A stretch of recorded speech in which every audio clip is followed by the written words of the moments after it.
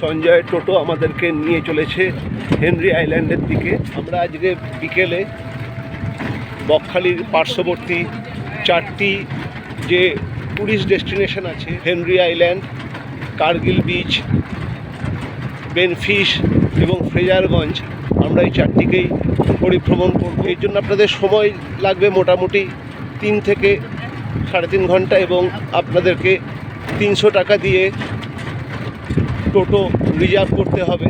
বকখালি থেকে Henry island 2 kilometre এবং মোটামুটি সময় লাগে, দেখুন হেনরি আইল্যান্ড চলে এসেছি, সময় লাগে 10 মিনিট। আমাদের টোটো অলরেডি হেনরি আইল্যান্ডে যে মেন গেট তার ভেতর ঢুকে গেল। আমরা হেনরি আইল্যান্ডে প্রবেশ করছি। হেনরি আইল্যান্ডের টিকিট কাউন্টার, যেখানে মাথাপিছু 10 টাকা করে টিকিটের বিনিময়ে আপনি হেনরি আইল্যান্ডে প্রবেশাধিকার পাবেন এবং যে টোটো করে আপনারা আসবেন সেই টোটোর জন্য 10 টাকা আপনাদেরকে পার্কিং চার্জ দিতে হবে। চোরাবালি রয়েছে এবং চোরা স্রোত রয়েছে, তাই যে হেনরি আইল্যান্ডে স্নান করাটা সম্পূর্ণ প্রহিবিটেড। হেনরি আইল্যান্ডে কাউকে স্নান করতে দেওয়া হয়। এখানে খুব সুন্দর করে বাগান করা আছে, এখানে একাধিক ফুল ফুটে রয়েছে, এখানে বোটিংয়েরও ব্যবস্থা আছে। আর হেনরি আইল্যান্ডে থাকার বাংলো রয়েছে। হেনরি আইল্যান্ডের ম্যানগ্রোভ ওয়াক। আমি এখন হেনরি আইল্যান্ডের যে কাঠের ব্রিজ করা আছে ম্যানগ্রোভ অরণ্যের মাঝখান দিয়ে, যে ব্রিজকে অতিক্রম করে আমাদেরকে মূল হেনরি আইল্যান্ডে প্রবেশ করতে হয়, যে ভার্জিন হেনরি আইল্যান্ডে প্রবেশ করতে হয়, আমরা এখন সেই হেনরি আইল্যান্ডের কাঠের ব্রিজে। দেখতেই পাচ্ছেন দুদিকে ম্যানগ্রোভের গহীন অরণ্য এবং তার মাঝখান থেকে একটি কাঠের ব্রিজ, যে কাঠের ব্রিজটি অতিক্রম করে আপনারা পৌঁছে যাবেন মূল হেনরি আইল্যান্ডে। হেনরি আইল্যান্ড পশ্চিমবঙ্গের বকখালির পাশেই, অর্থাৎ বকখালি থেকে মাত্র 2 কিলোমিটার দূরে virgin sea beach Henry island. আমি এখন সেই হেনরি আইল্যান্ডে যে গর্তগুলো দেখছেন, এগুলো হচ্ছে কাঁকড়াদের গর্ত। যেতে প্রচুর লাল কাঁকড়া আমি দেখতে পাচ্ছি।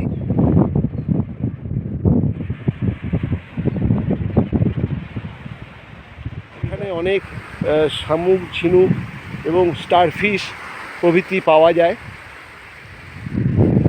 মানে বিচ ধরে একটু এগোলেই এগুলো পাওয়া যায়। এবং রাই তারা খুব এনজয় করছে। রিমও ওখানে তার নাম লিখছে আর আমি ভিডিও করছি। অপূর্ব সুন্দর রূপসী হেনরি আইল্যান্ড।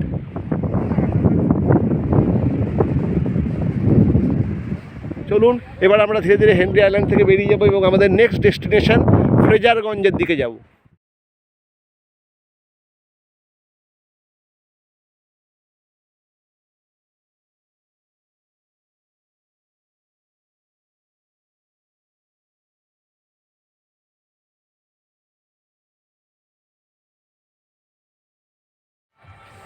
আমি এখন চলে এসেছি ফ্রেজারগঞ্জ ফিশিং হারবার। সেই ফ্রেজারগঞ্জ ফিশিং হারবারে ফ্রেজারগঞ্জ মৎস্য বন্দর দেখতেই পাচ্ছেন। বেনফিশ অর্থাৎ গভর্নমেন্ট অফ ওয়েস্ট বেঙ্গলের ফিশারিজ ডিপার্টমেন্টের আন্ডারে ফ্রেজারগঞ্জ ফিশিং হারবার, যেখানে জনপ্রতি 5 টাকা এবং টোটো গাড়ির 10 টাকা, সেই টিকিটের বিনিময়ে আপনি এই মৎস্য বন্দরে প্রবেশ করতে পারবেন। 4 জন লোক এবং টোটো কার মিলে আমার মোট 30 টাকা পড়লো। আমি এই টোল থেকে টিকিট সংগ্রহ করে এবার আমরা ভেতরে যাব। ফ্রেজারগঞ্জ মৎস্য বন্দরে 5 টাকা করে টিকিটের বিনিময়ে আমরা ফিশিং হারবার, যেখানে মাছ ভর্তি ট্রলারগুলো এসে এখানে নোঙর ফেলে, সেই ফিশিং হারবার।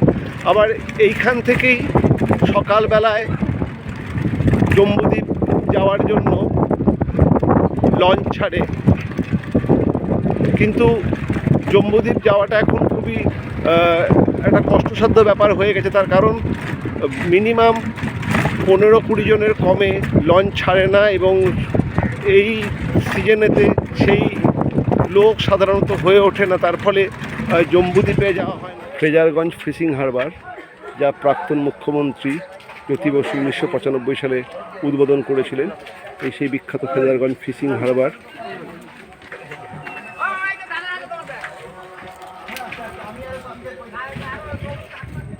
চলুন আমরা ফ্রেজারগঞ্জ ফিশিং হারবারটা দেখে আসি।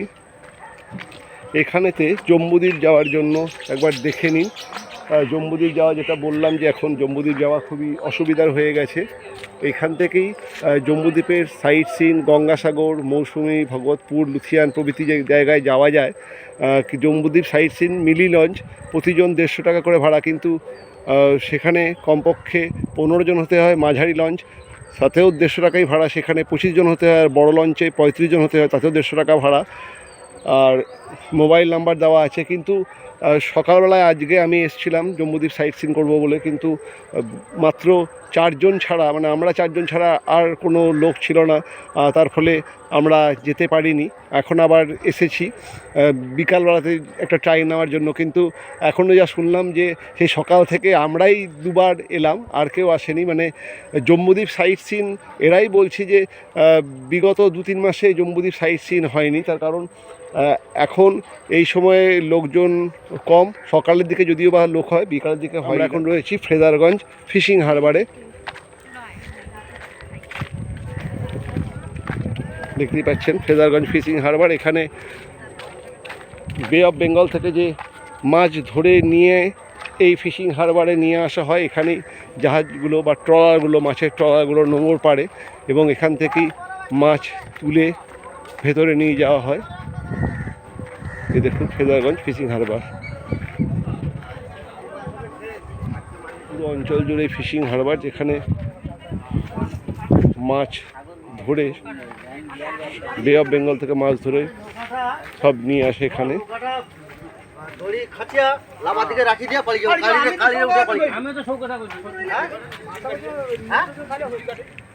এখন বেশিরভাগ লঞ্চ সমুদ্রের দিকে যাচ্ছে, যেগুলো কাল সকালবেলাতে এসে পৌঁছবে।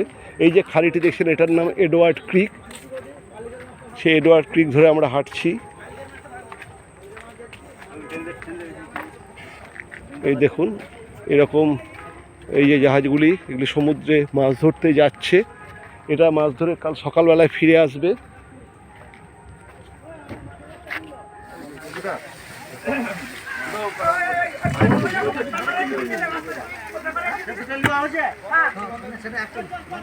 দাদা এই মাছগুলো পায়রাতালি বলছেন? দাদা এইগুলো পায়রাতালি? আর না, এই যে এই দিকের বড় মাছ দুটো পায়রাতালি। এই ট্রলারটি মাছ ধরে সমুদ্র থেকে মাছ ধরে ফিরে এসছে।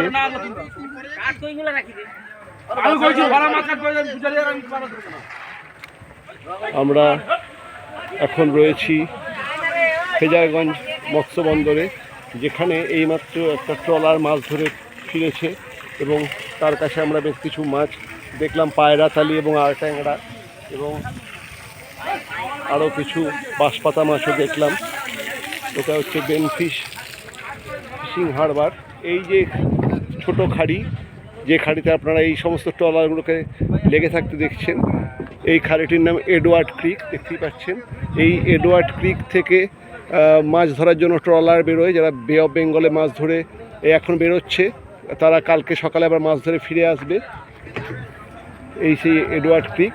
আর এইখান থেকেই জম্বুদ্বীপ যাওয়ার জন্য সকালবেলাতে এবং বিকালবেলাতে লঞ্চ ছাড়ে। যারা জম্বুদ্বীপ ভ্রমণ করতে যান তারা এখান থেকেই লঞ্চ নেন। একটা ট্রলার বেরোচ্ছে এই খাড়ি থেকে, এডওয়ার্ড ক্রিক থেকে মাছ ধরার জন্য, যারা কালকে সকালবেলায় মাছ ধরে আসবে।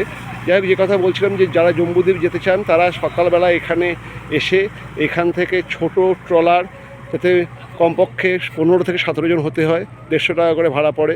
মাঝারি ট্রলার কমপক্ষে 25 জন হতে হয়, তাতেও 150 টাকা ভাড়া পড়ে। এবং বড় ট্রলার তাতে কমপক্ষে 35 জন হতে হয়, তাতেও 150 টাকা করে ভাড়া পড়ে। সেই সংখ্যক লোক হলে তবেই ট্রলারগুলি ছাড়ে বা ছোট লঞ্চগুলি ছাড়ে এবং জম্বুদ্বীপের চারপাশটা ঘুরিয়ে দেখিয়ে ফিরিয়ে নিয়ে আসা হয়। কিন্তু এখন সেই সংখ্যক লোকজন না হওয়ার জন্য এখন জম্বুদ্বীপ যাওয়া সম্পূর্ণত বন্ধ রয়েছে। আমি আজকে সকালবেলাতেও এসেছিলাম জম্বুদ্বীপ যাওয়ার জন্য, কিন্তু আমরা 4 জন ছাড়া আর কোনো লোক সেখানে আসেনি। এখন বিকালবেলাতেও আমি এসেছিলাম যে আর একবার ট্রাই নিতে। তাদেরকে জিজ্ঞেস করলাম সকাল থেকে আমরা 4 জন ছাড়া আর কেউই এখনও পর্যন্ত আসেনি, এবং তারা বলছে যে বিগত 2-3 মাস ধরেই জম্বুদ্বীপের দর্শনার্থী প্রায় নেই। মাত্র এই গোটা 2-3 মাসে 3-4 বার জম্বুদ্বীপের উদ্দেশ্যে ছোট লঞ্চ বেরিয়েছে। যাই হোক, জম্বুদ্বীপ আমার এবারের মতো দেখা হলো না, পরে এসে আবার দেখব।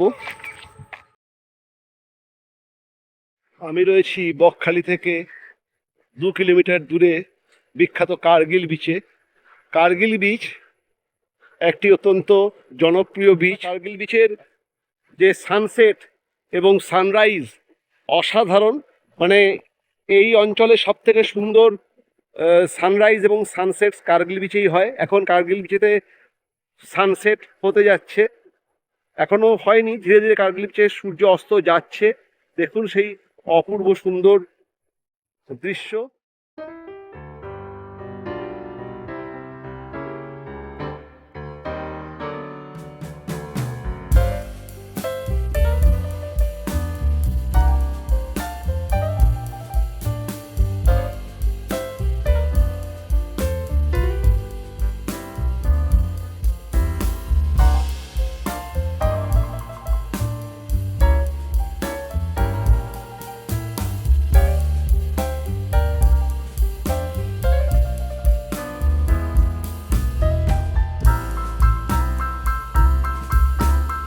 কার্গিল বিচে সূর্যাস্ত।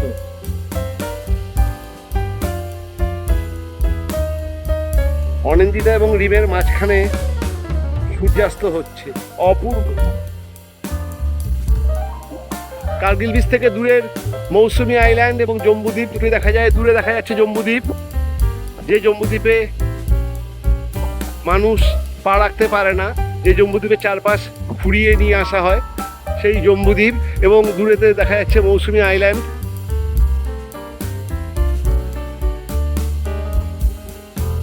কার্গিল দ্বীপে সূর্যাস্ত।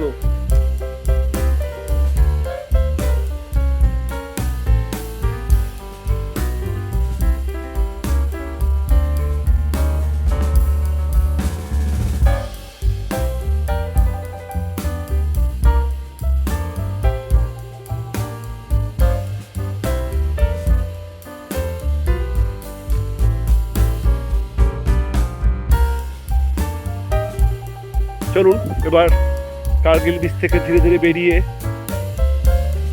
ফ্রেজারগঞ্জের দিকে যাই।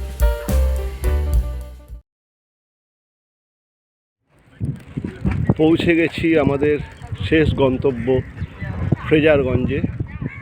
Fraserganj sea beach. Fraserganj sea বিচে এখানে প্রচুর কাজ চলছে।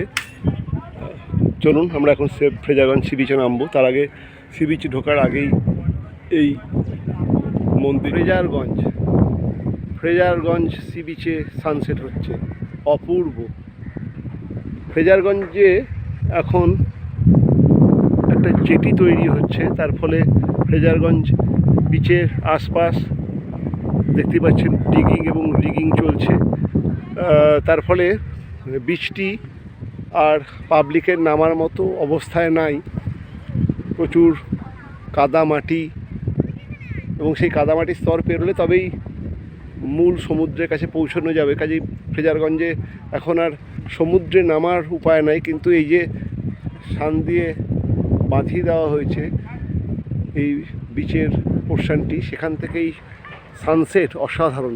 দেখুন ফ্রেজারগঞ্জে সানসেট। ফ্রেজারগঞ্জে আরও দুটি বিখ্যাত জিনিস আছে। একটি হচ্ছে এই উইন্ড মিলগুলি, দেখতেই পাচ্ছেন যে এখানে আগে একটি পাওয়ার জেনারেশন কোম্পানি ছিল, তারা উইন্ড মিল বা বাত পতাকা যন্ত্রের মাধ্যমে পাওয়ার জেনারেট করতো। সেই কোম্পানিটি তাদের ব্যবসা বন্ধ করে দিয়েছে, কিন্তু রয়ে গেছে এই উইন্ড মিলগুলি।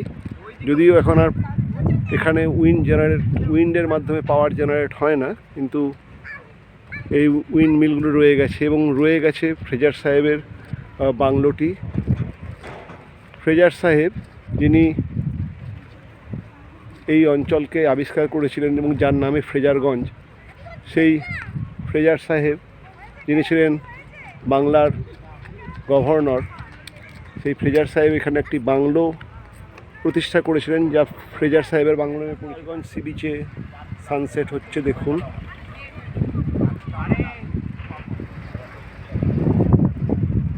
ছটি উইন্ডমিল দেখতেই পাচ্ছেন, একটি, দুটি, তিনটি, চারটি এবং এইদিকে দুটি, মোট ছটি বড় বড় উইন্ডমিল। সেই উইন্ডমিলগুলো রয়ে গেছে।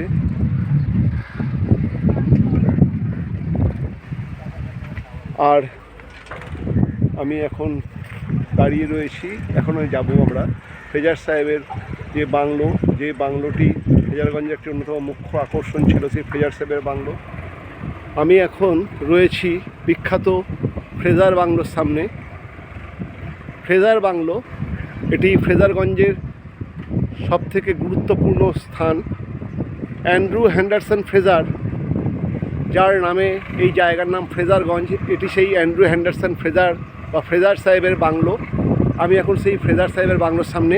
ফ্রেজার সাহেবের বাংলোটি দীর্ঘদিনের প্রাচীন এবং বাংলোটি বিভিন্ন প্রাকৃতিক দুর্যোগে ক্ষয়ক্ষতি হয়ে বাংলোটি বর্তমানে ধ্বংসস্তূপে পরিণত হয়েছে এবং সরকার থেকে এটিকে একটি বিপজ্জনক বাড়ি বলে ঘোষণা করা হয়েছে।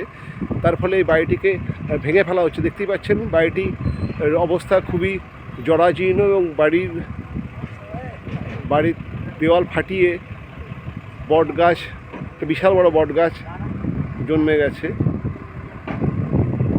এবং বাড়িটির বিভিন্ন অংশ বিপজ্জনক হওয়ার জন্য সরকার থেকে এটি বিপজ্জনক বাড়ি বা ডিলাপিডেটেড বিল্ডিং বলে ঘোষণা করা হয়েছে এবং বাড়িটিকে ভেঙে ফেলা হচ্ছে। কিন্তু এই বাড়িটি সেইভাবে গুরুত্বপূর্ণ বাড়ি, অ্যান্ড্রু হ্যান্ডারসন ফ্রেজার, দেখুন তার প্রতিকৃতি।